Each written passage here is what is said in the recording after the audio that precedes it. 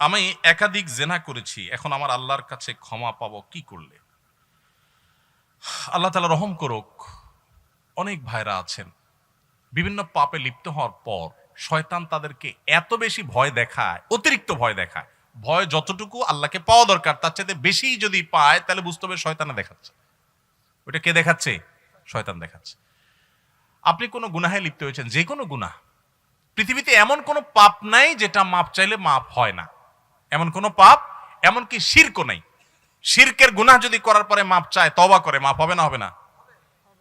তওবা ছাড়া মারা গেলে মাফ করবেন, এটা ভিন্ন বিষয়, কিন্তু তওবা করলে সেটাও মাফ হবে। তাহলে বোঝা গেল জেনা ব্যভিচার হয়ে গেছে, অন্য কোনো অনাচার হয়ে গেছে, অবশ্যই মাফ করবেন আল্লাহ তাআলা। হ্যাঁ, মানুষের হক নষ্ট করেছেন, যুবক ভাইয়েরা ৩-৪ বন্ধু মিলে চা দোকানে চা খেতে বসেছেন, বাসে উঠেছেন, গায়ে জোর আছে, বাহুতে শক্তি আছে। আমি এই জন্য বলি ৪-৫ যুবক ছেলে ফেলে যখন চার দোকানে বসে তখন ওই টি বয়কে ডাকার টোন কিন্তু পাল্টে যায়। একা একা গেলে বিড়ালের মতো বলে, মামা ১ কাপ চা হবে? আর ৪-৫ জন গেলে কি বলে? এবারে চা দে। কথা কানে যায় না? কতক্ষণ ধরে বসে রয়েছি, কারণ আশপাশে বন্ধু বান্ধব চা আছে, শরীরে একটু ভাব আসছে, তাই না? আহা, এই মাস্তানি, এটার বিচার হবে, এটার বিচার হবে। দুনিয়াতে সে বেচারা বিচার পাবে না, কিয়ামতে বিচার। বুড়া বয়লে আপনি হাজির সাহেব হয়ে গেলেন, মাগার ওই যৌবনকালে যে মাস্তানি করে আসছেন, গুন্ডামি করে আসছেন, তার বিচার আল্লাহ করবেন।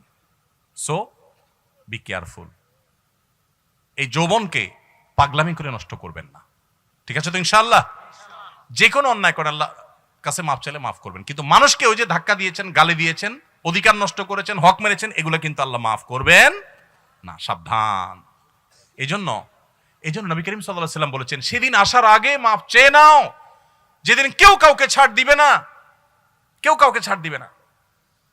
গালি দিয়েছেন, রিকশালা ভাড়া দেন নাই, চুন থেকে নুন খসছে, কথা থেকে কথা বাড়ছে, তর্ক হয়ে গেছে, যা বেটা দিলাম না, কি করতে পারবি কর, চলে আসছেন, এটার ছাড় কিয়ামতের দিন হবে না। নবী সাল্লাল্লাহু আলাইহি ওয়াসাল্লাম বলেছেন, দুনিয়া থাকতে এগুলা মিটমাট করো, এই মামলা নিষ্পত্তি করো, তার হাত পায়ে ধরে মাপ চেয়ে এটাকে শেষ করে যাও, কিয়ামতের ময়দানে কেউ কাউকে ছাড়বে না।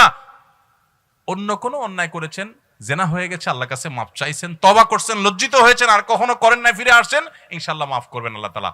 আল্লাহ বলেছেন, লা তাকনাতু মির রাহমাতিল্লাহ, আল্লাহর রহমত থেকে নিরাশ হইও না, ইন্নাল্লাহা ইয়াগফিরুয যুনুবা জামিআ, আল্লাহ সব গুনাহ মাফ করে দিবেন। অতএব জেনা করলেও আল্লাহ তাআলা কি করবেন? মাফ, কিন্তু তওবা করতে হবে খাঁটি অন্তরে, আর করা যাবে না, অনুতপ্ত হতে হবে।